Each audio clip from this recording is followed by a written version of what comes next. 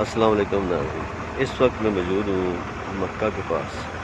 طائف کے راستے میں ایک جگہ ہے جہاں نبی کریم صلی اللہ علیہ وسلم حنین کی غزوہ سے واپس آئے تو جو صحابہ کرام شہید ہوئے تھے ان کو اس جرانہ کے مقام پر اس قبرستان میں دفن کیا۔ یہ روایت کے مطابق صحابہ کرام کا قبرستان ہے، لیکن یہ معلوم نہیں ہے کہ یہاں کتنے صحابہ دفن ہیں یا کون کون سے ہیں، لیکن یہ کہا جاتا ہے کہ اس قبرستان میں چھوٹا قبرستان ہے، ساتھ باؤنڈری ہے۔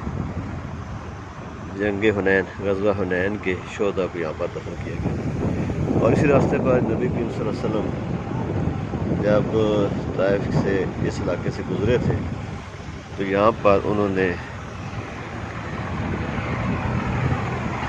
2 نفل ادا کر کے احرام باندھ کر مکہ کا سفر کیا تھا۔ یہاں تھوڑی دور مکہ ہے۔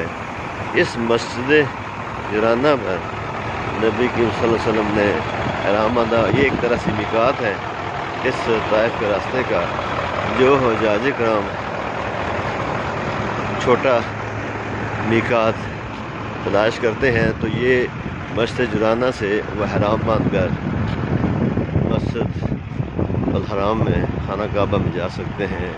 احرام کر باندھنے کے بعد وہ عمرہ ادا کر سکتے ہیں، یعنی طواف اور سعی وغیرہ ادا کر سکتے ہیں۔ آئیے اب آپ کو مسجد جرانہ دکھائیں گے، وہاں آپ کو لے کر چلتے ہیں۔